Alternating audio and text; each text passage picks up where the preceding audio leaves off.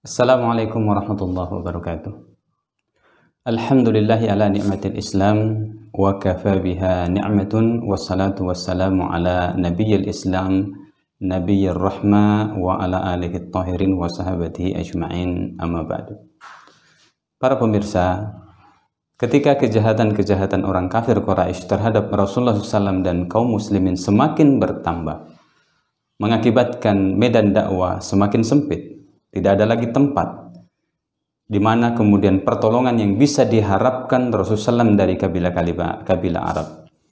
Setelah penolakan yang menyakitkan dan pengusiran yang dilakukan oleh Bani Thaqif terhadap beliau di Taif, begitu juga penolakan Bani Kinda, Kilab, Bani Amir bin Sa'sa' dan kemudian Bani Hanifah pada saat beliau menjelaskan kerasulannya kepada mereka di musim haji. Tidak ada harapan lagi untuk mengarahkan seorang pun dari kafir Quraisy kepada Islam. Kabilah-kabilah selain Quraisy yang bertetangga dengan Makkah dan kabilah yang datang ke Makkah dari berbagai penjuru negeri Arab memandang perlu untuk mengisolasi Muhammad sallallahu alaihi wasallam. Permusuhan kafir Quraisy yang mengepung beliau, menganggap siapa saja yang menolongnya dianggap musuh mereka dan harus dibalas. Kafir Quraisy semakin menjauhi beliau.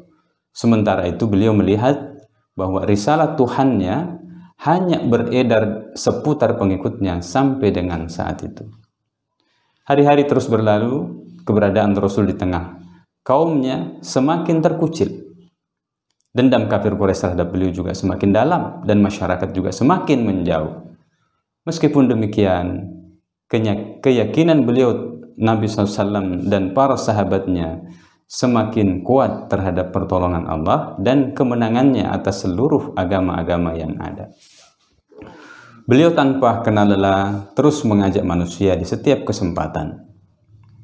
Apabila datang musim haji dan banyak orang yang datang dari berbagai penjuru jazirah Arab datang berkumpul ke Makkah, beliau mendatanginya dan mengajak mereka kepada Islam tanpa memperdulikan lagi apakah kemudian kabilah-kabilah itu menerima dakwahnya atau kemudian justru berpaling dengan cara yang tidak simpatik. Sebagian orang-orang bodoh kafir Quraisy berusaha menganggap beliau tak kalah menyampaikan risalah Tuhannya kepada manusia dan mereka berhasil bahwa beliau itu adalah pengganggu. Lalu kemudian mereka mengganggunya. Jadi mengganggu dakwah Rasulullah sallallahu alaihi wasallam. Ternyata kemudian mereka berhasil menimpakan keburukan kepada Nabi sallallahu alaihi wasallam. Keridhaan Nabi SAW dan ketenangannya menghadapi daripada keburukan yang ditampakkan kepada beliau, hari esoknya ternyata kemudian tidak berhasil mengubah kejahatan-kejahatan mereka.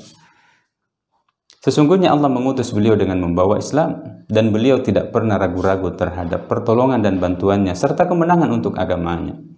Beliau selalu setia menanti pertolongan Allah.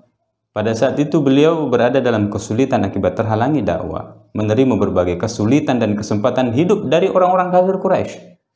Penantian itu tidak lama hingga kabar gembira akan kemenangan tiba dari Madinah. Hal itu terjadi tak kala beberapa orang Khazraj datang ke Makkah di musim haji. Rasul menemui mereka, mengajaknya berdialog, menanyakan keadaan mereka dan mengajak mereka kepada agama Allah Subhanahu wa taala. Mereka saling berpandangan satu sama lain, lalu mereka mengucapkan kalimat, "Demi Allah, sesungguhnya dia seorang nabi yang pernah dijanjikan kepada kalian oleh orang-orang Yahudi. Karena itu, jangan sampai ada orang yang mendahului kalian," ujar mereka. Lalu mereka menerima dakwah Rasul dan masuk Islam sambil berkata kepada beliau, "Sesungguhnya kami meninggalkan kaum kami, Aus dan Khazraj. Tidak ada kaum yang permusuhan dan kejahatannya seperti permusuhan dan kejahatan mereka." Mereka kemudian juga mengatakan, "Semoga melalui engkau Allah mempersatukan mereka. Jika Allah berhasil mempersatukan mereka dengan kepemimpinanmu, maka tidak ada orang yang lebih mulia darimu," ujar mereka. Mereka pun kembali ke Madinah dan menceritakan keislaman mereka kepada kaumnya. Terjalinlah hubungan batin yang melapangkan dada dan mempertautkan jiwa penuh dengan kesyahduan terhadap agama yang baru itu. Sejak saat itu, Tidak ada satu rumah pun di perkampungan Aus dan Khazraj kecuali di dalamnya disebut-sebut nama Muhammad sallallahu alaihi wasallam. Tak kala tahun berikutnya tiba dan musim haji datang, 12 orang laki-laki dari penduduk Madinah datang.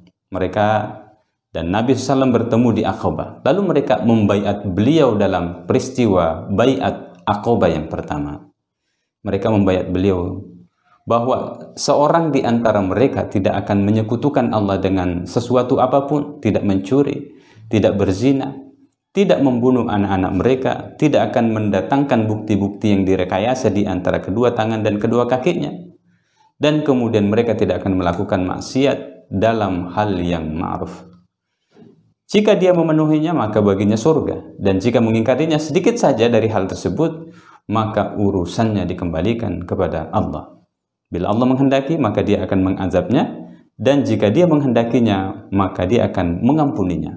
Setelah mereka menyempurnakan baiat, nah setelah mereka itu kemudian mereka selanjutnya kembali ke Madinah dalam keadaan membawa iman yang telah terpatri di dalam dada mereka. Demikian, hadanallahu wa iyyakum. Assalamualaikum warahmatullahi wabarakatuh.